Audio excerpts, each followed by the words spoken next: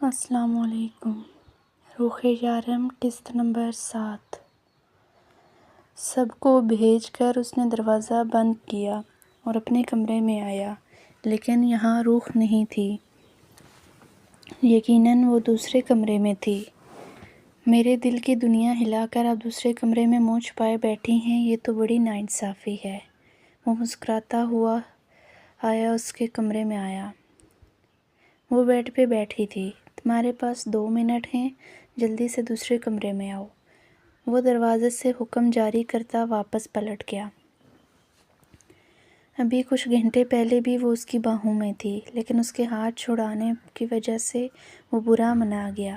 پر اب تو روح اس کو ناراض کرنے کے بارے میں سوچ بھی نہیں سکتی تھی۔ وہ اپنا دل مضبوط کرتی آہستہ آہستہ قدم اٹھاتی اس کے کمرے تک آئی اور اسے اپنے پیچھے سے دروازہ بند کرنے کی آواز آئی۔ اس نے فوراً پلٹ کر دیکھا تو وہ دروازہ بند کیے اس کے سامنے کھڑا اسے دیکھ رہا تھا۔ وہ آہستہ آہستہ بالکل اس کے قریب آ کر رکا اور اس کے کان کے قریب جھکا۔ تم جو آ رہے ہو پہلو میں، اب ہوش کیسے آئے گا؟ اے عشق ذرا رک تو سہی، یہ عشق فنا ہو جائے گا۔ ویلکم ٹو مائی لائف، میرا بننے کے لیے شکریہ۔ روح نور سے روح یارم بننے کے لیے شکریہ۔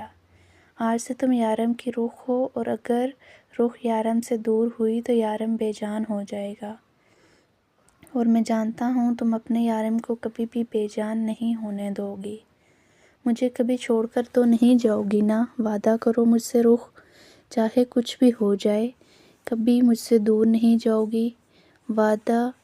اس کے بالکل قریب کھڑا، اس کا چہرہ اپنے ہاتھوں میں لیے وہ اس سے وعدہ مانگ رہا تھا۔ روح نے بس اپنی نظریں جھکائی۔ جب یارم کی گرفت اپنے چہرے پر ذرا سخت ہوتی محسوس ہوئی، اس نے یارم کے ہاتھوں پہ اپنے ہاتھ رکھے۔ کرو وعدہ کہ مجھ سے کبھی دور نہیں جاؤ گی، چاہے کچھ بھی ہو جائے۔ وعدہ؟ وہ بامشکل اس کی نظروں کی تاب نہ لاتے ہوئے بولی۔ تھینک یو سو مچ روح، میں تمہیں اتنا پیار دوں گا کہ تمہیں میرے علاوہ کسی کی ضرورت نہیں پڑے گی۔ اس کے کان میں سرگوشی کرتے اس کے ایک جھٹکے سے اپنے قریب تر کیا۔ آج میری روح کو میری روح قرار دے گی، آج تو تیرا یارم اپنی جان سے جائے گا۔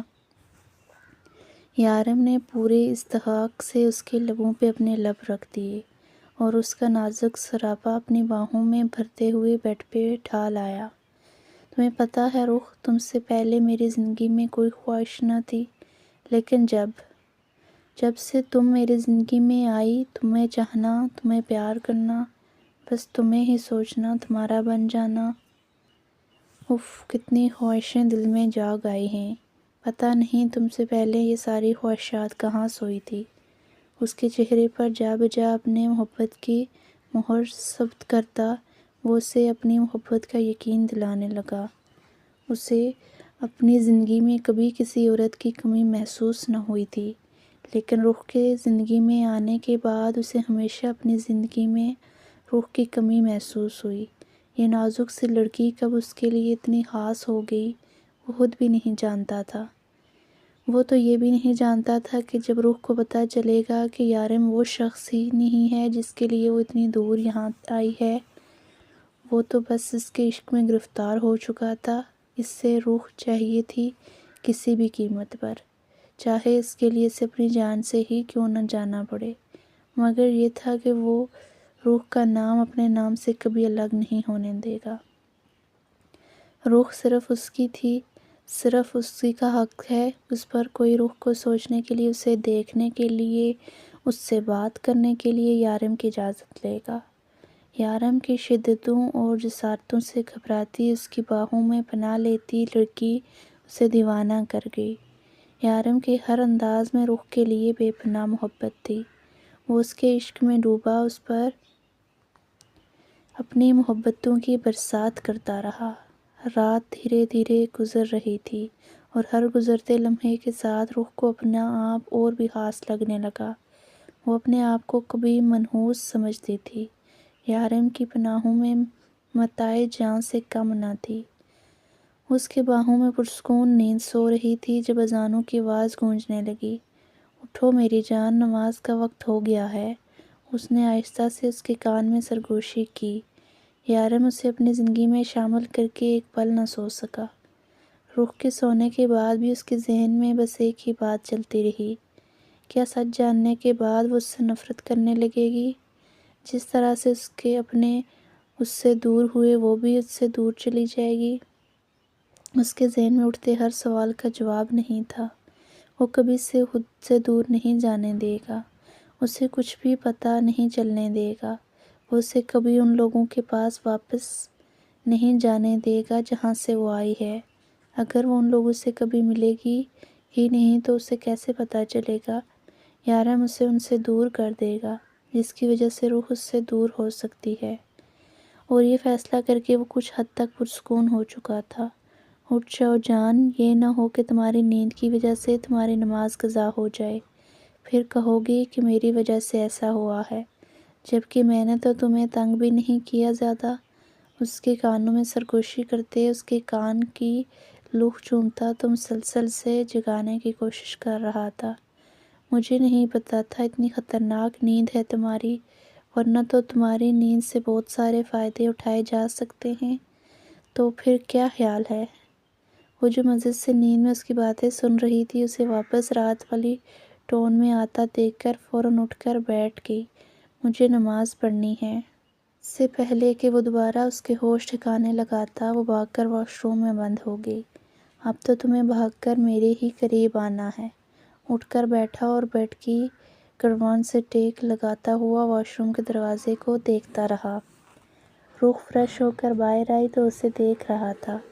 ایک شرمیلی سی مسکراہٹ نے اس کے لبوں کو چھوا۔ آپ اگر مجھے ایسے ہی دیکھتے رہیں گے تو میں باہر جا کے نماز ادا کروں گی۔ وہ ہلکا سا منمنائی، نوٹ کر رہا ہوں کل رات سے تمہاری بولتی بند ہو گئی ہے، ایسا بھی کیا ہو گیا ہے رات میں؟ وہ شرارتی انداز اپنائے اسے نظروں کے حصار میں لیے پوچھ رہا تھا۔ میں باہر جا رہی ہوں۔ شرماتی ہوئی جانماز اٹھا کر باہر جانے لگی۔ ارے یار، میں نے کیا کہا، بس پوچھ ہی تو رہا ہوں کہ ایسا کیا ہو گیا رات میں۔ اچھا ٹھیک ہے، اب میں کچھ نہیں کہوں گا، تم آرام سے نماز پڑھو۔ وہ مسکراتے ہوئے نظر پورے کمرے میں گھمانے لگا۔ وہ کافی دیر کھڑی اسے دیکھتی رہی، لیکن وہ اس سے بالکل بے نیاز ظاہر ہونے کی کوشش کر رہا تھا۔ روح نے وہی جائنماز بچھائی اور نیند باندھی۔ اسے مکمل نماز میں مصروف دیکھ کر ایک بار پھر سے اس نے جان لٹاتی نظروں سے دیکھنے لگا۔ اسے لگا تھا کہ وہ 5-7 منٹ میں نماز سے فارغ ہو جائے گی، لیکن ایسا نہیں ہوا۔ نماز تو فوراً ختم ہو گئی، لیکن یہ دعا تھی جو ختم ہونے کا نام نہیں لے رہی تھی۔ پھر تقریباً 15 منٹ کے بعد وہ دعا مانگ کر جانماز اٹھانے لگی۔ میں تو مل گیا تمہیں، اب کیا مانگ رہی تھی اللہ سے؟ اس نے شرارت سے پوچھا۔ مانگ نہیں رہی، تھینک یو بول رہی تھی۔ انہوں نے میری سن لی تو تھینک یو تو بنتا ہے نا، ورنہ کہ مسکرا کر اسے جواب دیتی۔ وہ اس کے لیے ناشتہ بنانے باہر نکل گئی۔ وہ ناشتہ بنا کر لائی تو یارم شاور لے کر چکا تھا۔ اس نے ناشتہ ٹیبل پر لگایا، جبکہ یارم شیشے کے سامنے کھڑا اسے دیکھ رہا تھا۔ روح کا سارا دھیان ناشتہ لگانے پر ہی تھا۔ کل سے آج وہ اسے اپنے دل کے زیادہ قریب لگ رہی تھی۔ اتنی صبح ناشتہ کون کرتا ہے؟ وہ اس سے پوچھنے لگا، جبکہ وہ خود بھی جانتا تھا کہ وہ اس سے چھپنے کی کوشش کر رہی ہے۔ میں نے سوچا آپ کو بھوک لگی ہوگی۔ اس کے منہ میں جو کچھ آیا کہنے لگی۔ ہاں یار، بھوک تو بہت لگی ہے، لیکن کھانے کے لیے نہیں، پیار کرنے کے لیے۔ کھینچ کر اسے اپنے قریب کرتے اس کے بالوں میں منہ چھپاتے ہوئے بولا۔ روح کی تو جیسے جان پر بن آئی تھی اسے رات کے روپ میں واپس آتا دیکھ کر، لیکن مجھے کھانے کے لیے بھوک لگی ہے، اس نے اپنا آپ چھڑاتے ہوئے بولا۔ تو مجھے کھا جاؤ، تم مجھے کھا لو، میں تمہیں کھا لیتا ہوں، دونوں کی بھوک ختم ہو جائے گی۔ اس نے ایک بار پھر سے اسے اپنے قریب کرتے ہوئے اس کو گرفت میں لیا اور بازوؤں کا گھیرا تنگ کیا۔ مجھے یہ ڈش پسند نہیں، میں نہیں کھاتی، اس نے پھر اپنا آپ چھڑانا چاہا۔ ٹرائی تو کرو، بہت ٹیسٹی ہے، یہ کہتے ہوئے وہ اس کے لبوں پر جھکا اور پورے اس خاک سے اپنے آپ کو سیراب کرنے لگا۔ پھر جب اس کے لبوں کو زاد کیا تو اس کے چہرے پر اپنی سنگت کے رنگ دیکھنے لگا، جہاں بکھری حیا اور سرخی اسے سکون دے رہی تھی۔ کیسی لگی؟ اگر چاہو تو یہ ڈش تمہیں روز مل سکتی ہے، اور اگر نہ بھی چاہو تو بھی یہ ڈش تمہیں روز ضرور ملے گی، کیونکہ یہ ڈش میری فیورٹ ہے۔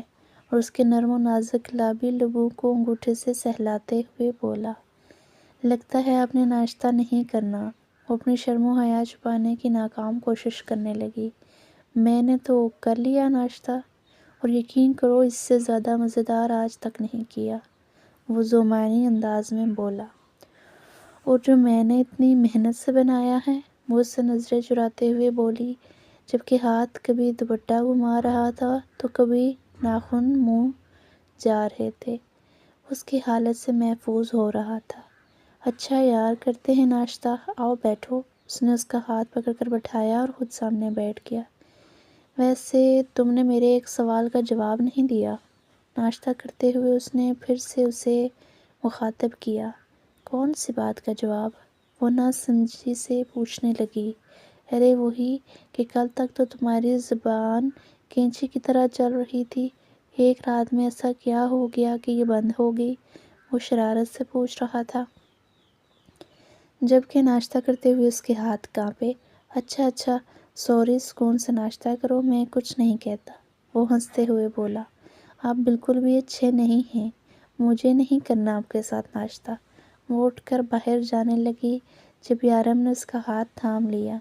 کل رات تم نے مجھ سے وعدہ کیا تھا کہ مجھے کبھی چھوڑ کر نہیں جاؤ گی، تو اب کیوں جا رہی ہو؟ وہ بالکل سیریس لگ رہا تھا۔ باہر جا رہی ہوں، کوئی پاکستان واپس نہیں جا رہی، روح نے بتانا ضروری سمجھا۔ پاکستان واپس تو اب تم کبھی جا بھی نہیں سکتی، لیکن مجھے چھوڑ کر یہاں سے باہر بھی نہیں جا سکتی۔ تمہیں مجھ سے دور جانے کی یہاں باہر بھی اجازت نہیں ہے۔ آرام سے بیٹھو اور ناشتہ کرو، وہ بالکل سیریس ہو کر بول رہا تھا۔ روح کو اس کے انداز زد ایک مہینے پہلے والے وہ تھپڑ یاد آئے، تو پھر سے ایک بار اس کے قریب ہی بیٹھ گئی۔ اچھا نا میری جان، اب میں مذاق نہیں کرتا، لو کر لو ناشتہ، وہ اسے اپنے ہاتھ سے کھلانے لگا۔ ناشتہ کرنے کے بعد وہ برتن اٹھا کر کچن میں گئی تو واپس ہی نہ آئی۔ وہ خود ہی اسے ڈھونڈتا ہوا کچن میں آ پہنچا۔ وہ جو مجھ سے چھپنے کی کوشش کر رہی ہو نا، یہ بالکل بیکار ہے، تم چاہ کر بھی مجھ سے نہیں چھپ سکتی، دنیا کے کسی بھی کونے میں چلی جاؤ، تمہارا یارم تمہیں ہر جگہ سے ڈھونڈ نکالے گا۔ میں کیوں چھپنے لگی آپ سے، بلا میں تو کام ختم کر رہی ہوں۔ وہ مسکرائی تھی، لیکن سچ تو یہ تھا کہ کل رات کے بعد وہ اس کی بے باک نظروں سے چھپ جانا چاہتی تھی۔ اس کی نظریں اسے نظریں جھکانے پر مجبور کر دیتی۔ اچھا، آج سے پہلے تو اتنا کام نہیں تھا یہاں پر، تم 2 گھنٹے سے یہاں گھسی آخر کیا کر رہی ہو؟ وہ جانچتی نظریں اسے دیکھتے ہوئے پوچھنے لگا۔